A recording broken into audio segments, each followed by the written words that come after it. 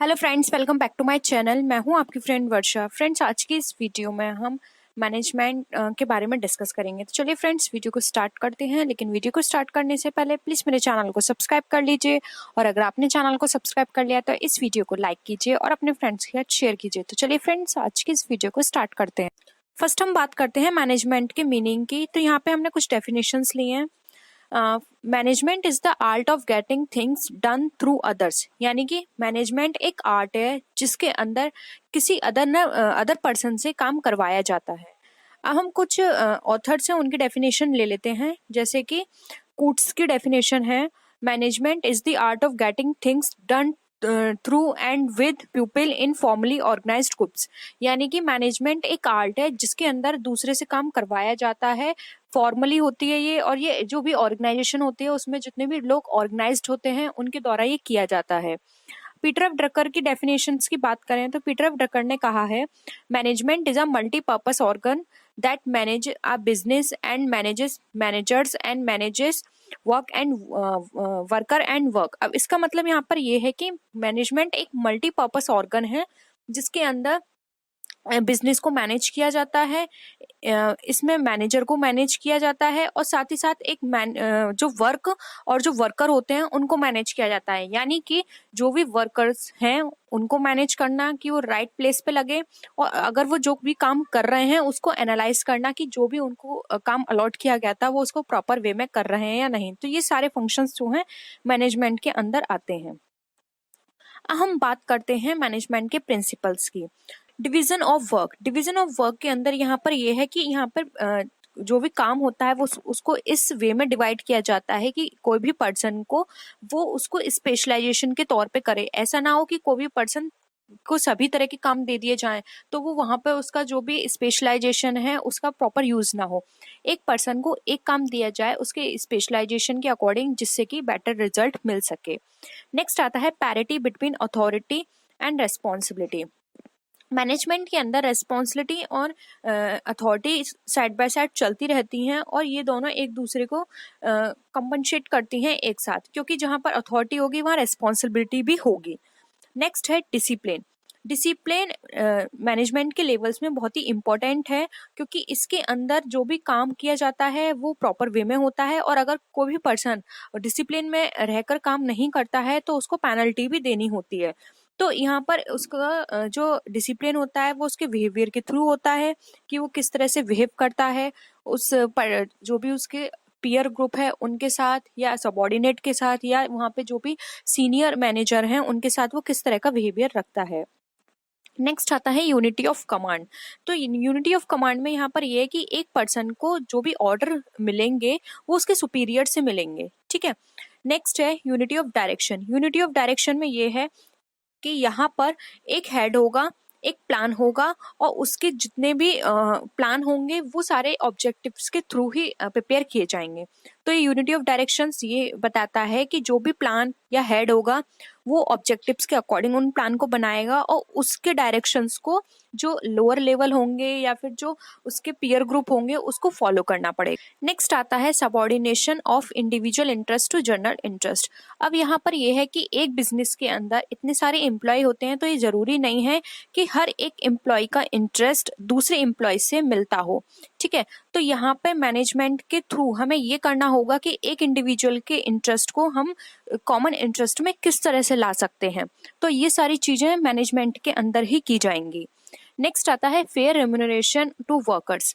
Fair remuneration to workers का मतलब यहाँ पर यह है कि जो भी काम दिया जाएगा उसका एक प्रॉपर जो वेजेस होगी या फिर जो सैलरी होगी वो उसको प्रोवाइड की जाएगी, जिससे कि जो एम्प्लॉय है उसको मैक्सिमम सेटिस्फेक्शन मिले। क्योंकि जब तक एम्प्लॉय सेटिस्फाई नहीं होगा तब तक वो अपनी प्रॉपर ड्यूटी कंपनी को या फिर किसी भी बिजनेस को नहीं दे पाएगा। तो वहाँ पे हम जो मैक्सिमम यूटिलाइजेशन ऑफ रिसोर्सेज है वो भी नहीं कर पाएंगे। तो यहाँ पे फेयर रेम्यूनरेशन होना बहुत ही इंपॉर्टेंट है। नेक्स्ट आता है इफेक्टिव सेंट्रलाइजेशन। फ्योल इस बात को फेवर करते हैं टॉप मैनेजमेंट में कि सेंट्रलाइजेशन जरूर होना चाहिए, क्योंकि सेंट्रलाइजेशन में क्या है कि हर चीज पता रहती है कि कौन सा पर्सन किस तरह के काम कर रहा है, बिजनेस में क्या हो रहा है। अगर डिसेंट्रलाइज कर देंगे तो बहुत सारी चीजें ऐसी हैं जो आउट ऑफ वे चली जाएंगी। तो यहाँ पर यह है कि सेंट्रलाइजेशन होना चाहिए, और अगर कोशिश हो तो डे टू डे बेसिस पर सेंट्रलाइजेशन हो तो बेटर है, क्योंकि उससे प्रॉपर रिपोर्ट मिल जाती है और इजीली टाइमली हम उस पर कोई भी एक्शन ले सकते हैं। नेक्स्ट आता है स्केलर चेन। स्केलर चेन का मतलब यहाँ पर ये है कि एक हायरार्किकल चैनल होता है जिसको हम स्केलर चेन भी बोलते हैं। ये एश्योर करता है कि जो भी यूनिटी ऑफ कमांड जो होगी वो और इफेक्टिव कम्युनिकेशन जो होगा वो बहुत ही इंपॉर्टेंट है। तो अगर स्केलर चेन प्रॉपर वे में होगी तो यूनिटी ऑफ कमांड भी प्रॉपर वे में चलेंगे, कम्युनिकेशन प्रॉपर होगा। क्योंकि यहाँ पर क्या है, जब तक टॉप से मिडिल का और मिडिल का लोअर से प्रॉपर कम्युनिकेशन नहीं होगा तब तक कोई भी फंक्शन, कोई भी प्लान प्रॉपर वर्क नहीं करेगा। इसलिए प्रॉपर चेन होनी चाहिए और उनके बीच में आपस में यूनिटी ऑफ कमांड और कम्युनिकेशन भी होना चाहिए। नेक्स्ट आता है order. It means right person को राइट जॉब मिले और उसके साथ ही उसको राइट प्लेस भी मिले।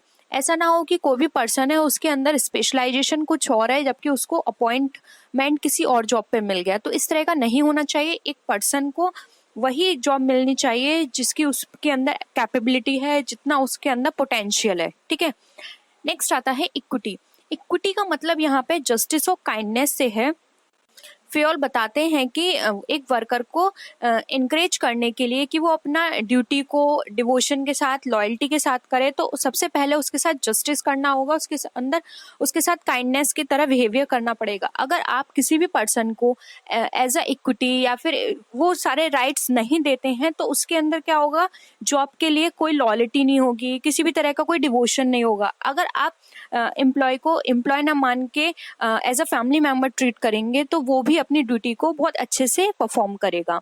नेक्स्ट आता है stability in tenure. Stability in tenure का मतलब ये है कि अगर टेन्योर में स्टेबिलिटी होगी तो जो पर्सोनेल होगा वो प्रॉपर तरीके से काम करेगा और उसके अंदर एक मैनेजमेंट को लेके कोई बैड एक्सपीरियंस या फिर कोई बैड ओपिनियन नहीं होगा।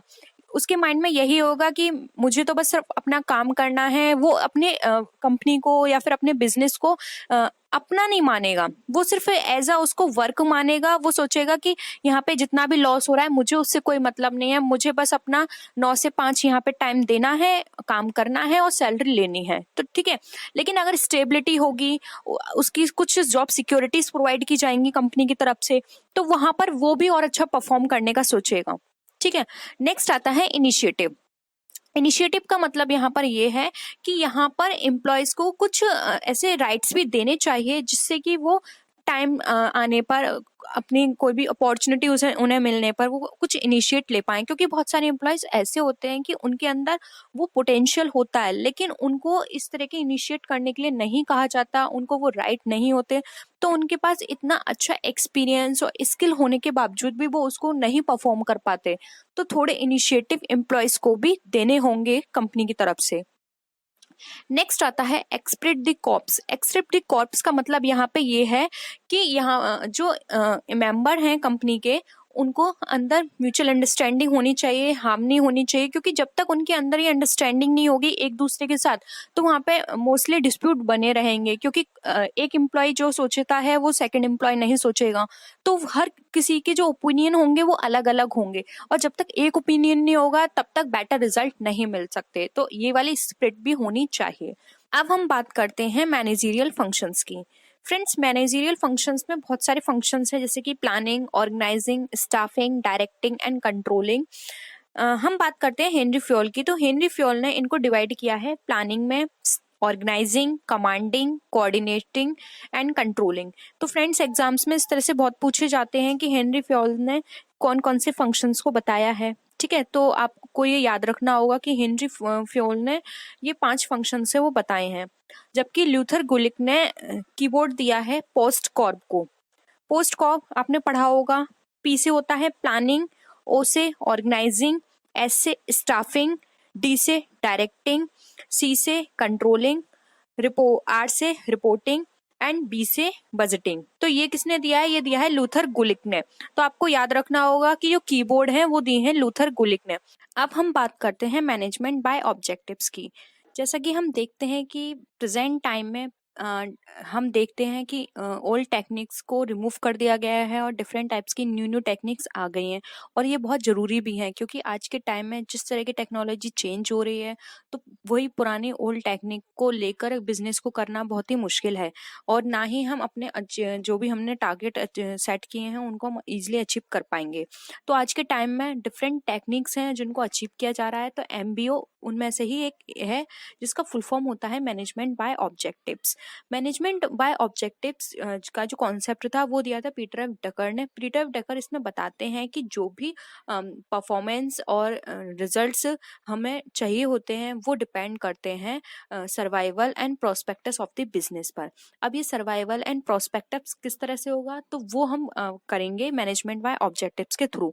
मैनेजमेंट ऑफ ऑब्जेक्टिव्स में ईच इंडिविजुअल के गोल को सेट कर दिया जाता है और उससे फिर उसकी परफॉर्मेंस को मेजर किया जाता है, और अगर किसी भी तरह का कोई डेविएशन वहां पर आता है तो वहां पर उसको रिमूव करने के लिए और डिफरेंट टाइप्स की टेक्निक्स को सोचा जाता है।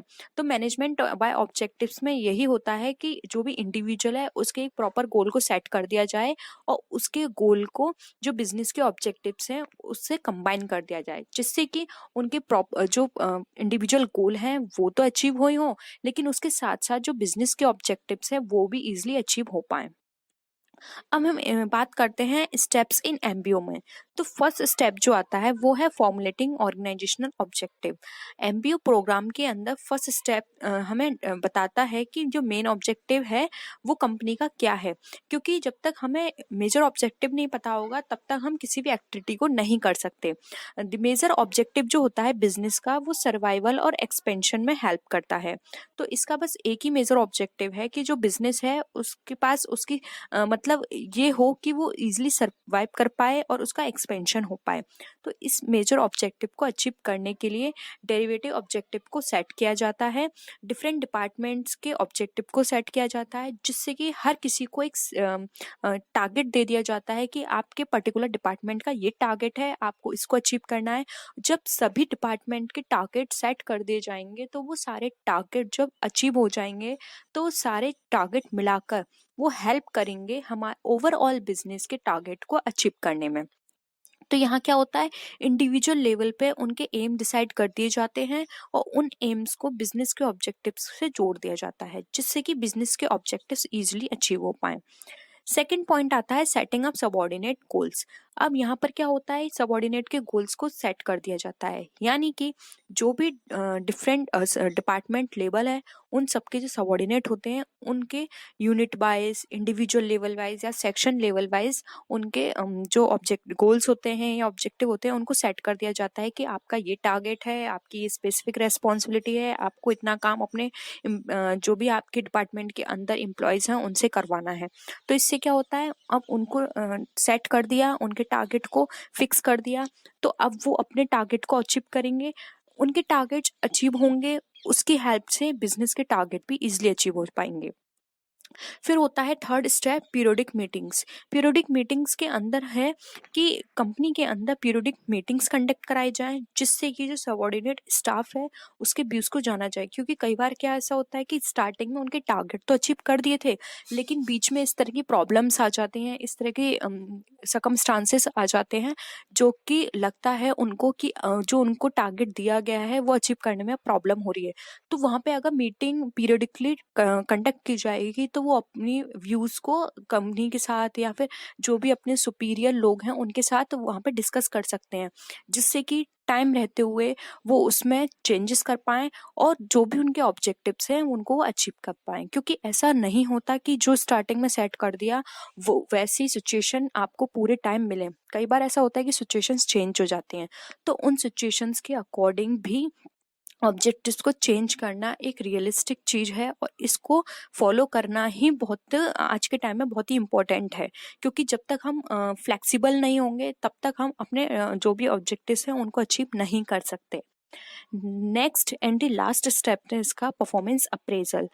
अब परफॉर्मेंस अप्रेजल इसका बहुत ही इंपॉर्टेंट एस्पेक्ट है, क्योंकि जब तक परफॉर्मेंस अप्रेज नहीं करेंगे तब तक हम ये पता नहीं लगा सकते कि जो भी डिविजन आया है वो किस वजह से आया है। इससे हमें ये भी पता चल जाता है कि परफॉर्मेंस अप्रेजल में कि किस पर्सन ने कहाँ पे कमी की है। क्योंकि कई बार ऐसा होता है कि और सारे डिपार्टमेंट ने तो बहुत अच्छा काम किया है, लेकिन किसी एक पर्टिकुलर डिपार्टमेंट की वजह से कंपनी के ऑब्जेक्टिव्स अचीव नहीं हो पाते हैं।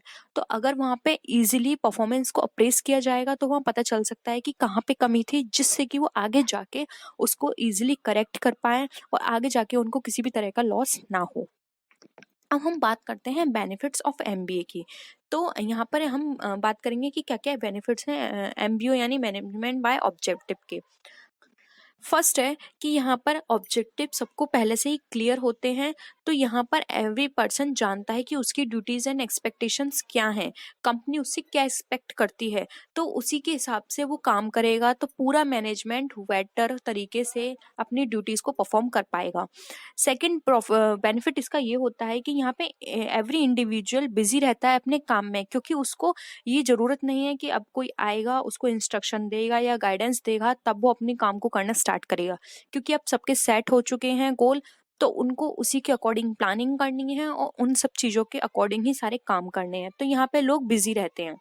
थर्ड इसका जो मेन बेनिफिट है वो ये है कि यहाँ पे जो पर्सन होते हैं वो डिसीजन मेकिंग में इन्वॉल्व होते हैं, क्योंकि यहाँ पर जब सभी लोग के जो गोल हैं वो सेट किए गए हैं और जो पीरियडिक मीटिंग की जाती है, तो वहाँ पर क्या होता है वो अपने व्यूज सबके सामने रख सकते हैं कि हमारे ये व्यूज हैं, अगर इसको इस तरह से किया जाता तो बेटर होता, या फिर अगर आप कहें तो मैं इसको थोड़ा मॉडिफाई करना चाहता हूँ क्योंकि वो मेरे लिए ज़्यादा ईजी है काम करना।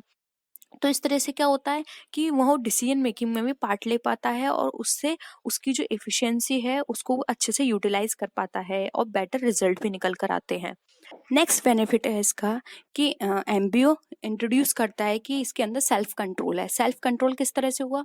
सेल्फ कंट्रोल इसमें होता है कि सबको उसके टारगेट पता होते हैं कि हमारे क्या टारगेट हैं, तो उसी के अकॉर्डिंग करेक्टिव मेजर्स लेता है, अपनी परफॉर्मेंस को देखता है, वो खुद ही चेक करता है कि जो भी मेरे को टारगेट दिए गए हैं, जो भी स्टैंडर्ड्स दिए गए हैं, मैं उसके अकॉर्डिंग मेरी परफॉर्मेंस कहाँ जा रही है।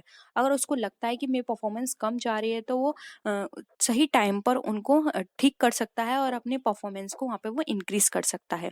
तो ये इसके थे बेनिफिट। अब हम बात करते हैं वीकनेसेस ऑफ एमबीओ की कि एमबीओ की क्या क्या वीकनेसेस हैं।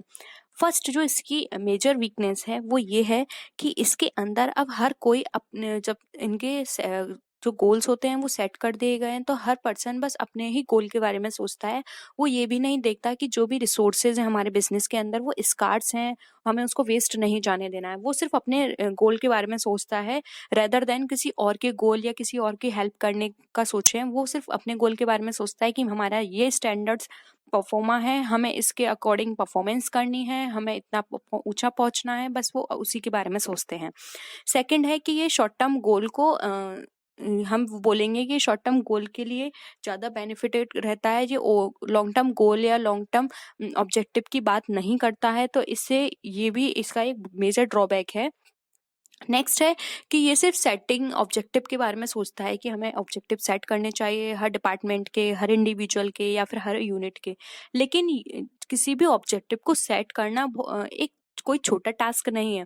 हमें इसके लिए बहुत सारे रिसर्च की ज़रूरत होगी, बहुत सारी इंफॉर्मेशन की ज़रूरत होगी, जो कि बहुत ही डिफ़िकल्ट होता है हर तरह से इंफॉर्मेशन को कलेक्ट करना अपने। तो यहाँ पर क्या होता है कई बार रिस्क भी बना रहता है कि अगर जो भी सेट किए जा रहे हैं गोल वो प्रॉपर वे में वो हेल्प करेंगे कंपनी के ऑब्जेक्टिव को अचीव करने में या नहीं।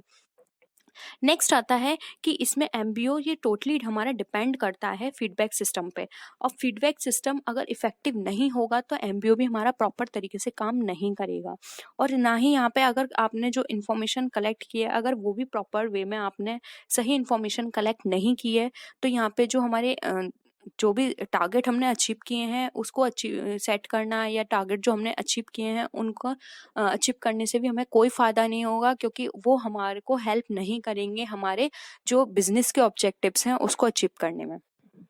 फ्रेंड्स आज के लिए सिर्फ इतना ही। आई होप आपको वीडियो पसंद आया होगा। अगर वीडियो में किसी भी तरह की कोई भी क्वेरी हो या फिर कोई सजेशन देना चाहते हो तो आप नीचे कमेंट सेक्शन में लिख सकते हैं, हम कोशिश करेंगे जल्द से जल्द उसको पूरा करने की। तो फ्रेंड्स नेक्स्ट वीडियो में हम फिर मिलेंगे और भी अच्छी वीडियोज़ के साथ, तब तक के लिए बाय बाय।